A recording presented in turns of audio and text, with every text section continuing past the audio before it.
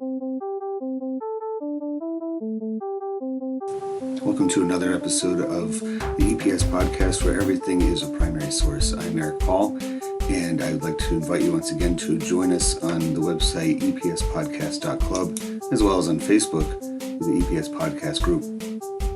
Today, our topic is a song that I'm sure you've all been hearing, particularly if you are in the United States, Canada, and I've learned even more so in places like Australia and New Zealand, and that would be Snoopy's Christmas, the 1967 release by the rock and roll group, the pop group, the Royal Guardsmen.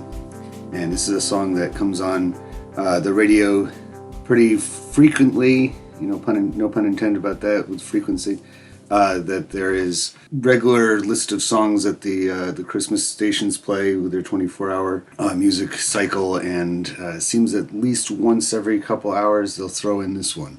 It starts off with the singing of O Tannenbaum, and then some martial drums kick in, and the whole song goes on about speaking about Snoopy fighting the Red Baron on Christmas Eve, but then before things get too hairy for the Beagle, then they decide to call a truce, and the Red Baron wishes them a Merry Christmas, and the Christmas bells from the villages below inspire all of this. It seems kind of wacky and weird. It only works if everybody, and this is the definition of popular culture, knows who Snoopy is. And somebody who's unfamiliar with the Peanuts character, a dog, has no idea that it's a cartoon dog fighting perhaps the most notorious German fighter ace during the First World War, or why he's doing it, or what the context is. Taking out of context, this is a very strange song, but that is the purpose of this podcast, is to put things that you wouldn't ordinarily even think about into the proper context and deciding what it tells us about the time period in which it came out. So the first question that's always asked when it comes to any primary source, no matter what it is what material is it made from? And also, how is this made? In the case of this, just like a lot of the primary sources we've been dealing with, it's very layered. There's lots of things that it's made from, including, like I said before, the Peanuts characters themselves. In this case, just Snoopy. He's the only one that arrives into this storyline. We also have the Royal Guardsmen. Rock and roll in general had become a part of the mainstream by 1967, and that's another material that this was made from. It was meant to be a pop song, and pop songs of the time period followed the rock and roll formula. And there's also something else involved here, and that is the 1914 Christmas truce. During the First World War, the very first Christmas of the First World War, a unofficial, meaning that it wasn't the British or German high commands that figured this out or put it all together, but the troops themselves called for a truce that went on, and it depended on where on the front lines that it happened, and the length for it, but it's a very famous incident where soldiers laid down their weapons. They used the opportunity to clean up the battlefield of their fallen comrades. They joined each other into friendly games of football, soccer, and traded different gifts with each other. Very strange. We could go more into that if you'd like another time, because in this era, early 20th century, there's a lot of cultural components in Western civilization that make this even more odd. But that's essentially another piece of the material of this particular song, is that it was dealing with a real event, and this cartoon dog gets wrapped up into it, and his war with his personal vendetta against the Red Baron gets swept up in it. Peanuts, the cartoon the cartoon comic strip by Charles Schulz, was started in 1950, and I think that's an important detail to point out, because what this tells us about late 1960s America, this particular component of all the different layers of the materials, is that all of these different elements of it were riding the wave of each other's general understanding and awareness within the society. And what I mean by that is, for instance, 1950 is a good round number for the baby boomer generation. Technically true, the baby boomer generation started with troops arriving back from the Second World War in 1945 and having the financial security and returning to their loved ones, their girlfriends, their wives, after being at war for, in some cases, several years, deciding to have children all at one time created for a boom in the baby. So by 1950, you're 5 years into the baby boomer generation, and although the intended audience of the Peanuts comics isn't necessarily very young kids, by 1967, those very young kids that had grown up from 1945 to 1950 and then beyond were teenagers and young adults, and so they had grown up with Peanuts being in their daily and Sunday newspapers, and looking at them and enjoying them. And Peanuts is an interesting thing on its own. I don't want to take too much time talking about it, but one thing that is always provided is the kid's point of view, and that's one of the reasons I think that it has maintained so well even after Charles Schulz's death, because it's given kids a perspective, it gives them a voice, and it's a theme that I think has a special import to the time period that we're discussing, the 1960s and beyond. And something I've touched on before in this podcast is kids oftentimes being overlooked in media as an audience, and it wasn't really until this generation that they were the focal point. And so that, along with the rock and roll maturing at the same time, that these boomers were not the first rock and roll generation. When rock and roll was really taking off in the late 1950s, they were in that in-between age of, single digits to double digits. It was their older siblings that were more likely to be the original rock and roll teenage audience. But boomers definitely did grow up with rock and roll being not a novelty, but the kind of music that they were listening to. And it all should be mentioned now.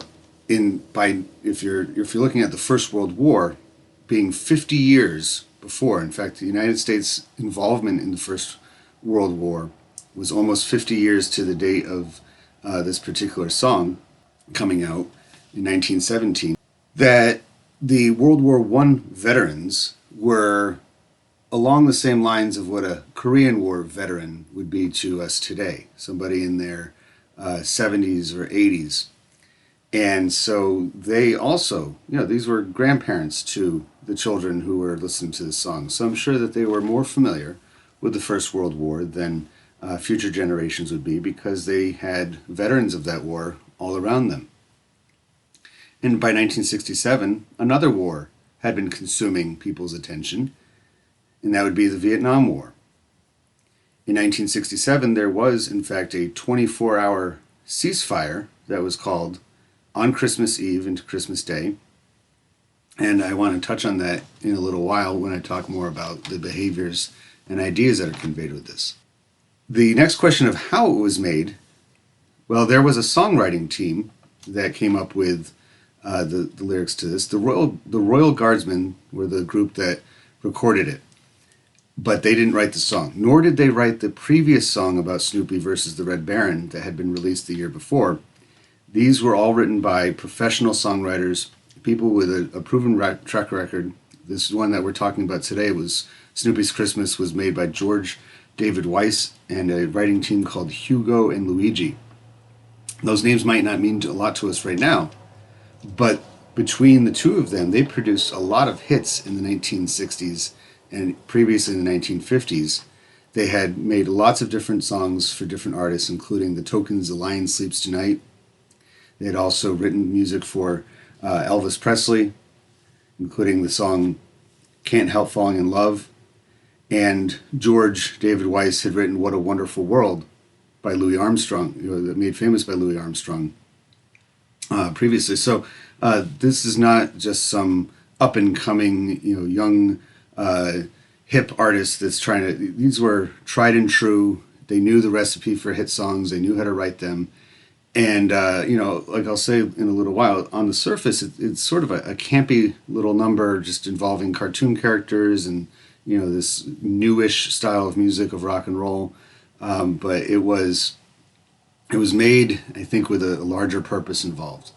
But the Royal Guardsmen were not a British group. Up until very recently, I always assumed, considering that they were so entrenched in World War One imagery with their music and the name of the Royal Guardsmen, I always assumed that they must have been some kind of British outfit or extension of British, maybe Canadian or Australian or New Zealanders, but they are actually from Ocala, Florida. And they had a group before the British invasion of the mid-1960s, but when that took off, and the groups like the Beatles and the Turtles and Herman's Hermits were making the charts in America, they decided to change their name to a much more British sound, the Royal Guardsmen, and their appearance on stage matching that, assuming that it would bring them much more of a following, or at least more attention, that they would fit in more with the changing landscape of rock and roll music.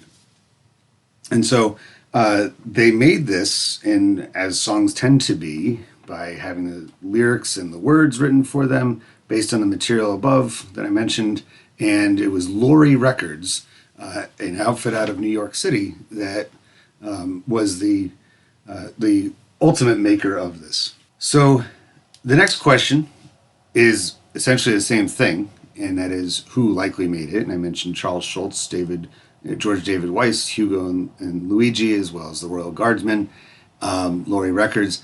What this tells us about 1960s America is that rock and roll music had become very businesslike. It was maturing. It wasn't the oddball, strange music that young people were listening to only, that it had found its way into mass media in a very inviting way. I think this is only appropriate that this song is what I'm using to talk about this, because its references to the First World War. In reality, the First World War is what really inspired a popular culture. It either during that war or directly after was responsible for this huge outpouring in new technology that allowed for people across the country, across the world, to share the same language, share the same jokes, enjoy the same kind of music. Mass media essentially was produced because of the First World War and was enjoyed immediately after. So in the 1920s, for example, people were enjoying magazines and motion pictures and music that could be made in a place like New York or all the way out in Hollywood, but taken in and compared with their own individual lives and society and culture across the country and making sense of it. And by the 1960s, this had become its own industry. It was something that was very, very well, almost factory produced. At least on the surface, it seems that this song was just another example of, let's pull in all of these things that we know sells. People love Snoopy, they love the Peanuts comics, they love rock and roll, and they love the British invasion. Let's put it all together into one big package. Not to mention it's Christmas, so let's get this out there and sell, sell, sell. The maker's role or status in society is also very telling. It's interesting, we think about a group name like the Royal Guardsmen as being kind of silly and out of place, that if you're going to name your group something like that, you're bound to be relegated to just making campy songs, silly songs, novelty things. But if you look at the landscape of rock and roll at the time, it was full of other groups that had equally silly sounding names, if not more silly. And some of these groups did adopt and change their names as time went on to bring on a bit more of a graduated sound to them. But for example, other groups that you might be listening to in the late 1960s that the Royal Guardsmen even shared concert billing with would include the Monkees, the Turtles, the Beach Boys. Now, the Beach Boys are a group that started out in very similar light, that they were a Southern California surfer band. They were playing songs about girls and cars and driving around and getting hamburgers and great surfing songs and things like that.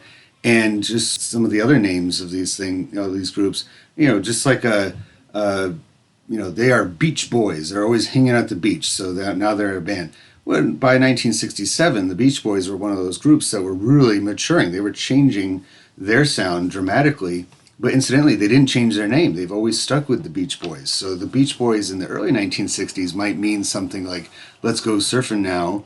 Everybody's learning how. But by the late 1960s, they're putting together music like in Pet Sounds, which is really the first real rock and roll album, concept album that went from being telling a story or having related themes between the songs that flow together, the song arrangement. The Monkees were even branching out by the late 1960s into the early 1970s with some new sounds and some much deeper lyrics and ideas than what you might have before. Even the Beatles have sort of a strange name to them. They're named after a bug and they're intentionally misspelled. They themselves were inspired by American recording artist Buddy Holly and the Crickets because they thought it was funny that a band would name themselves Crickets but spell it like the sport. They liked the idea of having two different meanings of it. Of course, that's not what Buddy Holly from Texas was hoping to do with his band, the Crickets. It was named after the actual crickets. But even by the 1960s, something like the Beatles, which was meaning something different by 1967 compared to when they first came to America a few years before, they had a very campy, silly name to them as well. And the Beatles were, much beyond that by the end of the 1960s. So it's a very strange landscape for rock and roll. You have groups that maintain these oddball names but are trying new things with the music. I don't know if the Royal Guardsmen necessarily fit into that category here because even though they had songs aside from Snoopy-related music, they were still dabbling in the silliness of it, using cartoons. Now, Charles Schulz, we of course have to mention him because it's his characters that they were basing on. Charles Schulz by 1967 was enjoying a lot of seeing the success of his cartoon in a big way. The comic strip, like I mentioned before, was introduced in the 1950s with Charlie Brown and his friends Linus and Lucy and his sister Sally, all becoming household names easily by the 1960s because they were in everybody's household. The kind of medium that they were produced in, newspapers, arrived to people's front steps every morning. And kids in particular, and I'm definitely one of them that as I was growing up, I went to the funny pages first when I had the newspaper in front of me, especially the Sunday paper was all full of color and longer strips. Always loved those. And Charles Schulz was becoming a well-known name because of that. I don't know of the exact placement in the newspaper that Peanuts enjoyed in the 1960s, but I know throughout the 1980s and 90s, even after he passed away, Peanuts was always the very first comic at the very top, sort of a ranking system of cultural importance. And so by the 1960s, and by 1967 in particular, this comic had become, this comic strip had its first TV broadcast, its first animated feature, and that was in 1965 with Charlie Brown's Christmas. And so by 1967, it was pretty well figured that having a updated or a new presence of the characters in other forms of media, it did work. It was something that people gravitated to, and that once again tells us quite a bit about the audiences of the time period. It also tells us about the artists. So Schulz originally had decided to put Snoopy up against the Red Baron in 1965. And so that's why by 1966, the Royal Guardsmen wrote their song, Snoopy versus the Red Baron. This is before the Christmas one. And Schulz had done this because, and I always assumed that he must have been a World War I veteran, and that's why he always had so much World War I imagery steeped inside of the character of Snoopy. And he's featured like that in that same year's Charlie Brown's Christmas, even though the first time that Snoopy had appeared flying his doghouse as if it was an airplane from the First World War had only arrived a few months before, that Schultz, he didn't regret making these characters and being known just for the one comic strip, but he had an interest in writing for adventurous comics, and he really wanted to try his hand at something like that. So he decided to take the character of Snoopy and make him imagine all these different things, and including being a World War I pilot. That's something that replicates itself throughout the next few decades with characters like Calvin from Calvin and Hobbes, which Bill Watterson points to Charles Schultz as being the ultimate inspiration for his comic strip career. But Calvin taking on all these different personas like Spaceman Spiff and flying around, and it's a direct reference, it's a direct offshoot of Peanuts, and Bill Watterson grew up in this time period, so he was very familiar with this as well, and you can see the influence of it. But as far as what all this tells us about the 1960s is that popular culture cannot be popular culture without the populace, the ordinary person, the mainstream celebrating and taking part in these things. And considering that a comic strip featuring children and a dog, and it should also be mentioned that Woodstock, the bird, had appeared by this point, by 1967 in the comic strip, but it wasn't until 1970 that it was given the name of Woodstock. And I find that very coincidental.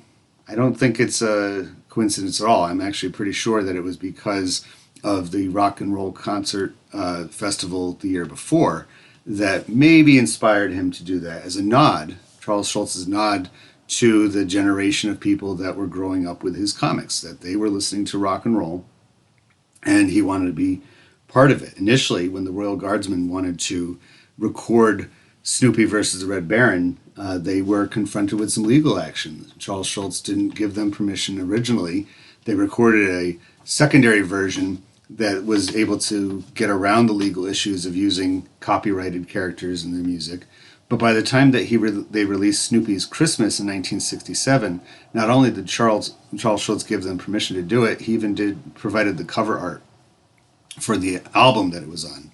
And the single cover art also is drawn by Charles Schultz. And on the album version, he caricatured all of the different members of the group to make them look like pilots in his style of drawing. As a side note, I always find it very strange looking when Schultz draws adults in the Peanuts form, because you don't really ever see adults in the comic strip very often, and definitely not in the TV specials. And again, that goes back to it's kid-centric. Even if they're not actually kids watching and enjoying it, it's people reflecting on their youth, sort of like what I'm doing right now. And that was alive and well in the 1960s. Now, I did touch on already the why. I'm always a little bit ahead of myself with the breakdowns, the analysis of these. The why did they make it? All these things were selling pretty well. But, you know, it was, I think, there is a bit of a hint of what I was saying before, that the Vietnam War does find its way involved in this. By 1967, U.S. involvement in Vietnam had become full scale. It wasn't something that was military advisors or small groups of troops arriving into that country. It was a full-scale war, and it was on the headlines. It was on television. It was on everybody's minds. People were following along with the war. And there is, especially coming from the writing team and the kinds of music that they had been responsible for before and after this song, that I get a sense that this is, in fact, a anti-war song, or at least a pro-pacifism song, not unlike many of the other pop music of the day, where you have artists who are calling for peace now and bring an end to the war, and sometimes guised behind other themes. It was around this time that the Animals had the song "We Gotta Get Out of This Place," and while it doesn't really identify what place it's talking about or even who "we" is, it became an anthem for people against the Vietnam War to cry out, "We gotta get out of this place." So even this song, which walks us through the Christmas time dog fighting, again, no pun intended, between Snoopy and the Red Baron, and how it ceases, and he crash lands, and the Red Baron shows mercy because he can tell everybody else is stopping the fight because of the Christmas bells, and I'll try to kill you another day, basically is what he's trying to say. The It was perhaps a way for the writers of the music to inform or at least throw in their ideas into the Vietnam War era, that we should stop fighting during war and during Christmas season, and perhaps altogether, that this is a time of the year, and showing, using the images of a little cartoon dog fighting against the Red Baron is perhaps also a way of showing the how silly and ludicrous war really is, and using the 1914 conflict as a way of doing it takes off some of the immediate, obvious anti-war sentiments. But I really do feel that that is around. So what prompted the the writing team to put this in there as their song? They could have really written any other Christmas song about Snoopy, but involving him in a war, I think it does speak very much of the time period and what was going on. Where was it made, or what locations are associated with this source? Well, it was most likely made in New York City. That is where Laurie Records was founded and where they operated out of. Of course, that doesn't necessarily mean that the Royal Guardsmen came to New York and recorded in their studio. They could have very well done it in Florida, anywhere else. It's one of the nice things about music, and that right now I'm not in a official recording studio, as if you couldn't tell. I'm just in my own home making this podcast, and if you have the right equipment, or even something that's close to the right equipment, then by the 1960s, easily, somebody could write a song in one place, New York or LA, and have it brought to the artist pretty quickly and directly. They could find a recording studio in Florida, record the track. That track would then be found, brought to the distributor and the editor, and all the production goes in there. So it really doesn't matter where the actual song was recorded, where it was made. Some locations that are associated, I mentioned before that since it came out and throughout the last 50 years or so, Australia and New Zealand seem to be the places, in Canada as well, but those two countries is where this song has performed both very well, meaning that people vote it their number one Christmas song, but also their most annoying Christmas song. And I think that we can all agree that this time of year is when you hear music that the more and more you hear it, even though if you might originally like it, it tends to get on your nerves. I find that very important to recognize, and what tells us about the time period is that in places like Australia and New Zealand, unlike the United States, who had been involved because of their Commonwealth status with Great Britain during the First World War, they had been involved in the Great War long before the United States had. In fact, the celebrated Anzacs, the Australia-New Zealand Auxiliary Corps from World War I, in which, side note, one of my favorite World War I movies, there's not many of them, Gallipoli, starring a young Mel Gibson, and featuring the Anzacs is a favorite of mine. And I think that their involvement earlier in 1914 in the war there really galvanizes why the Great War has much more of a presence in countries that were part of the British Empire, more so than the United States. It's held on longer. It's become much more part of their culture. So having a song or a series of songs that depict that war, even in a silly fashion, may explain what their audiences were thinking about. And that's something that, again, tells us something about the time period.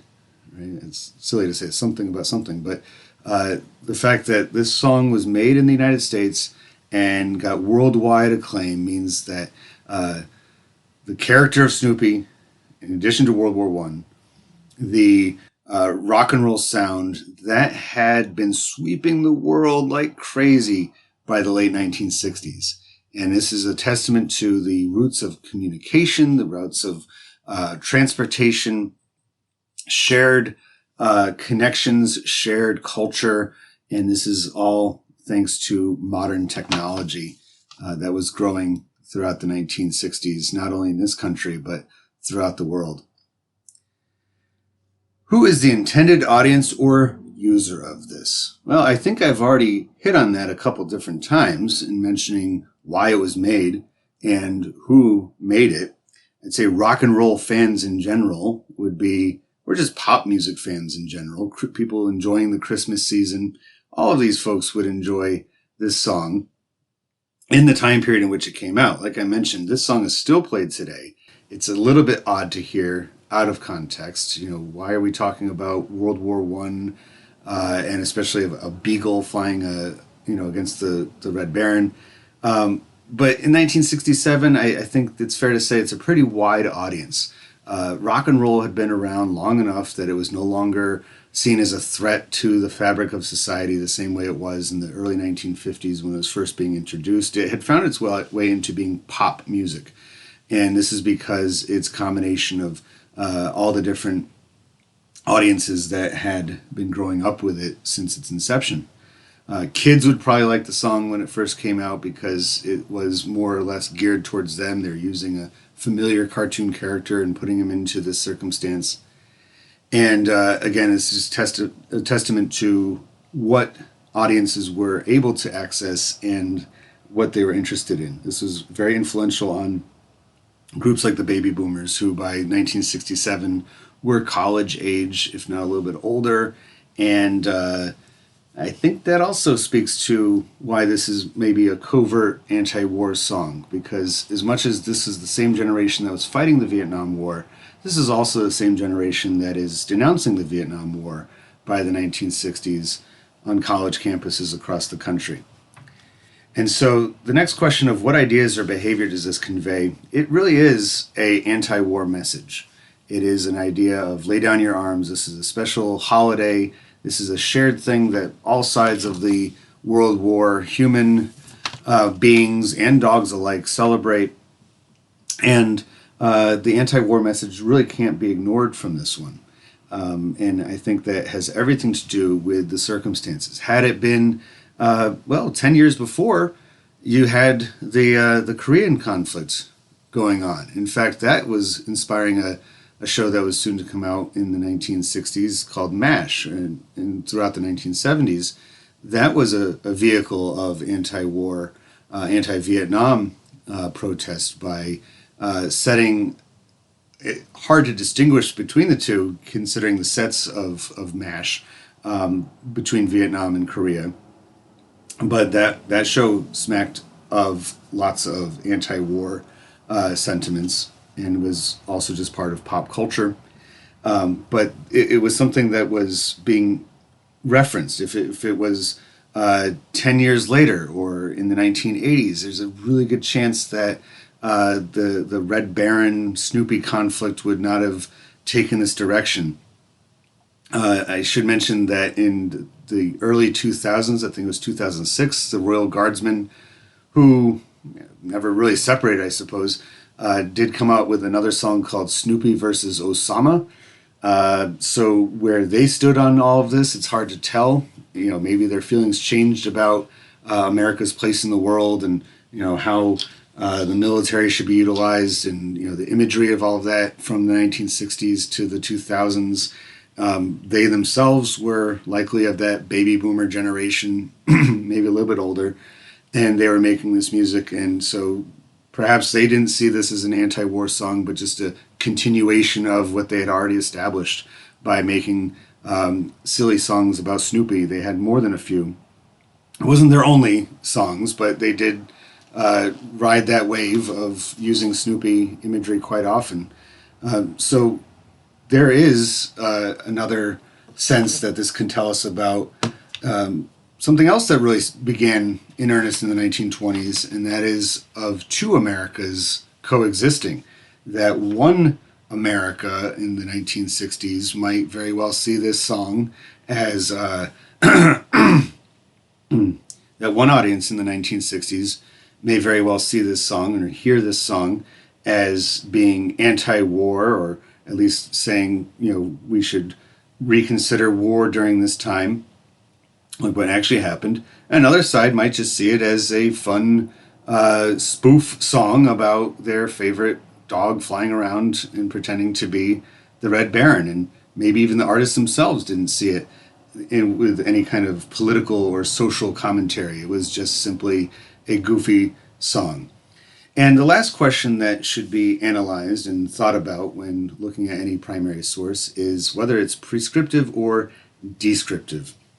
Prescriptive is usually what we have for any particular work of music or fiction, because the artist, the writer, everybody involved, they are prescribing an idea to you. But in doing so, this song actually is very descriptive, because even though the actual events between Snoopy and the Red Baron did not take place at all, I hate to break it to any of you that cartoon beagles really don't travel back in time and fight World War I fighter aces, that it was essentially based on all those materials that I mentioned were real things. And so unlike a lot of other songs, this is very much a story song. They walk you through, they set the scene for it. It's Christmas time. Snoopy is continuing his rivalry with the Red Baron. He's trying to fight him. He gets shot down. He's behind enemy lines, and then the Christmas bells start up, and everybody's inspired, including the Red Baron,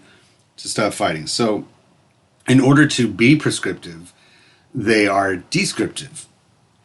And what this tells me about the 1960s, and 1967 in particular, is that there were lots of different ways of getting across story ideas.